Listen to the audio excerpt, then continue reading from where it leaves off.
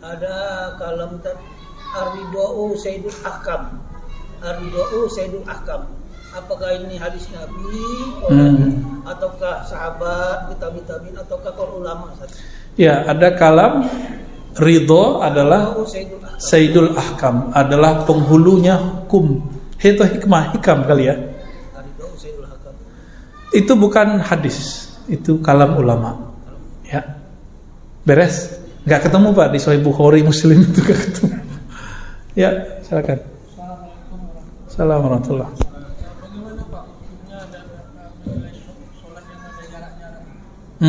Ya. Sholat itu wajib. Jadi sebenarnya tumakninah itu artinya bukan gerakan yang tenang. Tumakninah itu ketenangan di hati. Itu bagi saya rukun. Jadi kalau kita baca matan takrib, itu rukun lebih dari 13. 13 itu kan setelah dirukhsah buat kita ya oleh ulama mutaakhirin ya, jadinya 13 itu. Ada namanya tumakninah. Ketenangan itu muncul kalau nggak ada was-was. Maka secara hukum zahir mesti kita rapat.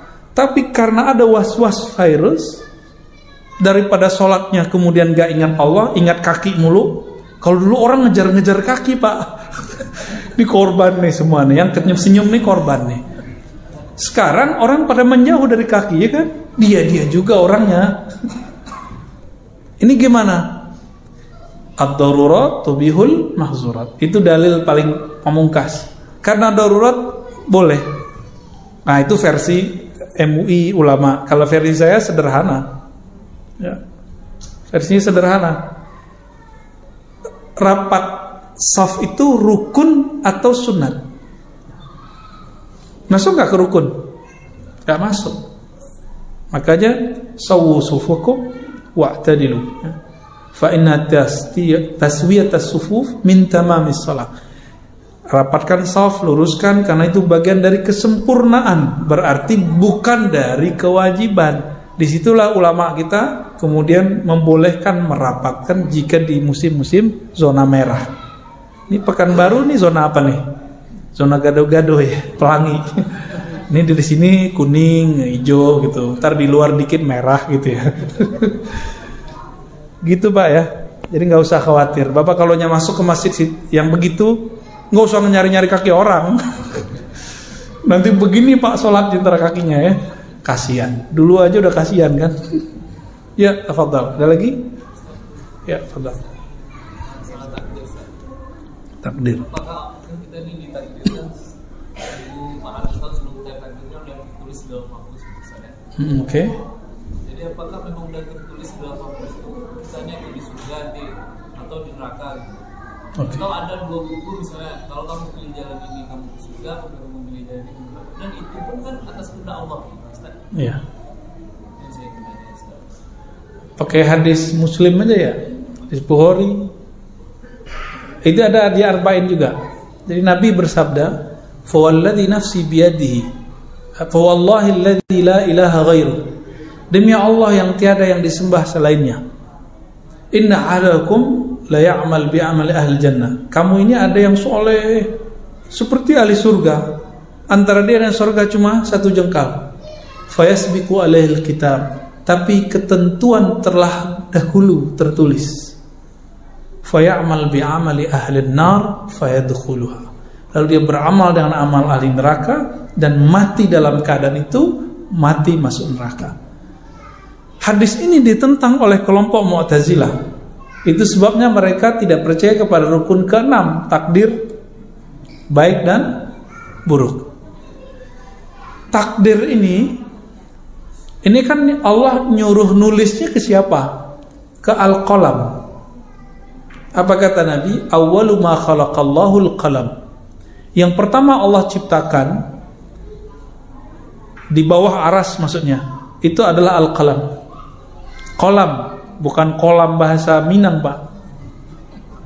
Kolam bahasa Minang apa? Iya. Bukan, kolam bahasa Minang gelap. Kolam ada lagi tak? Ya. Bukan itu. Al-qalam ini nanya. Jadi di riwayat itu disebutkan uktubi, nulislah wahai qalam. Lalu dia nanya, saya nulis apa ya Allah? Masih nanya aja deh. Ya. Maka Allah kata, uktub bismillahirrahmanirrahim. Uktub bismillahirrahmanirrahim.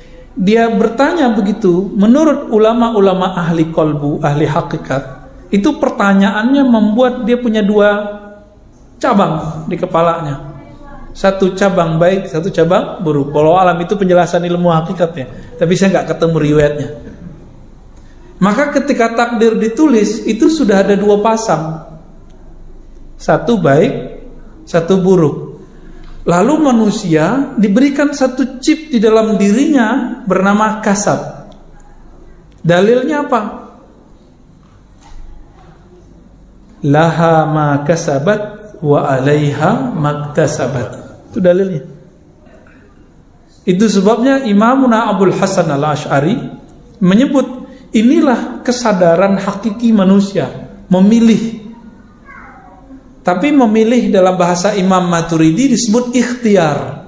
Oleh Imam Asy'ari disebut kasab. Barangnya sama, istilahnya yang beda. Kasab. Kasab itu usaha. Saya minum air di depan ini, ternyata khamar. Saya nggak tahu, berarti saya nggak ada kasab. Makanya orang nggak jahil, orang yang nggak ngerti itu nggak kena hukum karena dia nggak punya kasab. Sekarang saya tahu nih di depan ada khamar, saya minum baru kena. Laha ma kasabat wa alaiha, ini alaihanya nih. Maka dia harus tanggung jawab terhadap apa yang dia usahakan. Gitu. Dan yang jarang dibahas orang, takdir itu ke sifat Allah, sifat mana? Wujud, qidam, baqo, atau yang kemana? Ilmun, hayat. Orang jarang bahas kan? Jarang bahas, Pak.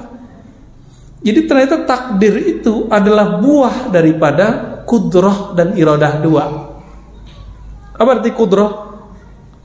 Kudrat, iradat, itu orang kita nyebutnya. Kudrah, kekuasaan Allah. Iradah, kehendak Allah. Kudrah iradah Allah ini berlaku secara umum. Tapi al-qalam di mana? Al-qalam itu kan di Sidratul Muntaha. Di atas Sidratul Muntaha takdir nggak berlaku. Kudrah iradah Allah itu berlakunya ke bawah. Di atas itu bernama Arash. Ar-Rahman al-Arsy istawa. Ini yang disebut sifat jaiz. Allah sifat jaiznya adalah sifat rahmannya, sifat rahmah.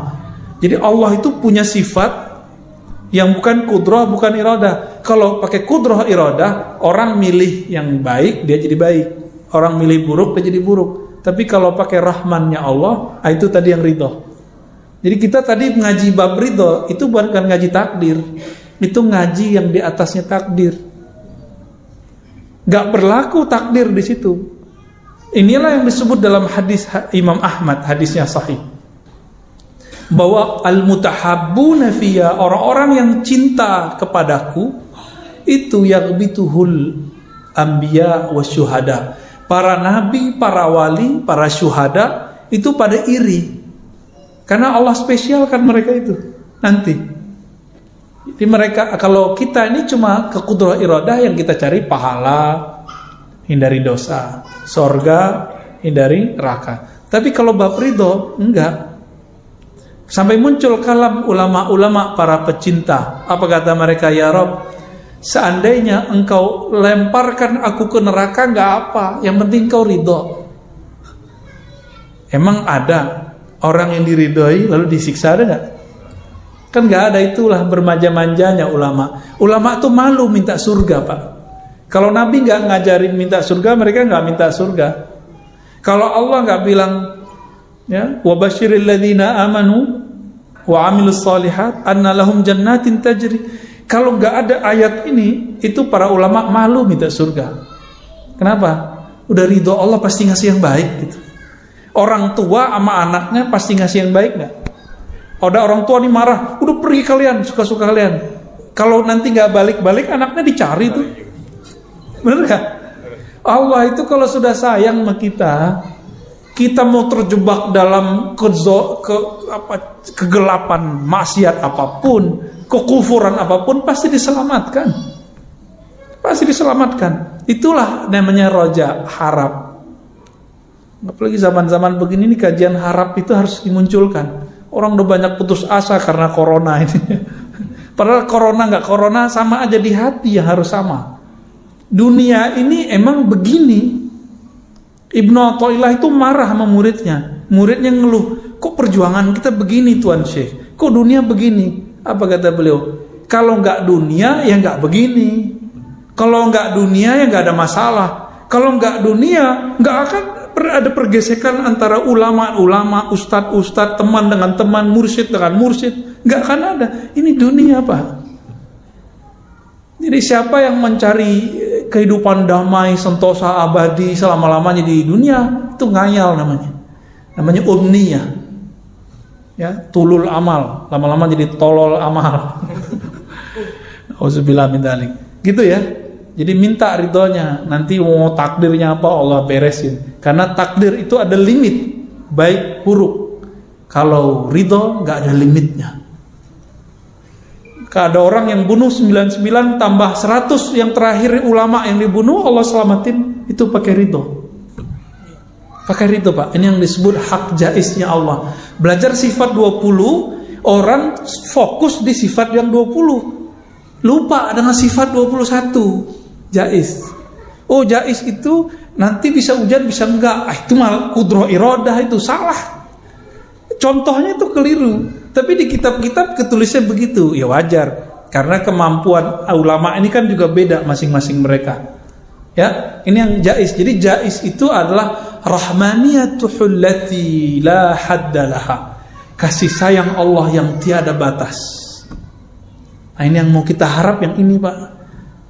Tapi kalau bermakrifat kepada Allah ya mulainya dari sifat 20. Biar rasa takut muncul. Biar harap muncul, belajarlah sifat jaiz. Ya. Jadi kenapa orang sudah belajar sifat 20 masih kaku? Ya karena gak paham sifat jaiz yang 21. Coba aja tuh melihat. Datang ke beberapa pesantren, itu ada kiai ngajar sifat 20-nya kaku. Ganas-ganas gitu. Pernah ketemu ya? Atau gak pernah belajar, jadi gak ketemu. Kayaknya yang kedua sih ya. Ya lanjut. Apalagi? Khalas? Oh taib. Terakhir deh. Enggak, udah. Iya, kita mau ke majelis Sahih Bukhari ya, majelis Sunnah Mustafa. Taib. Jadi Bapak Saudara makan Allah, kita hidup di sini, di dunia ya begini, ya. Semoga ridho itu muncul dalam kolbu dan Allah ridho kepada kita, ya. Masjid ini dipandang oleh Allah sebagai salah satu masjid yang menjadi benteng akidah Ahlus Sunnah wal Jamaah. Amin ya rabbal alamin. Subhanakallah.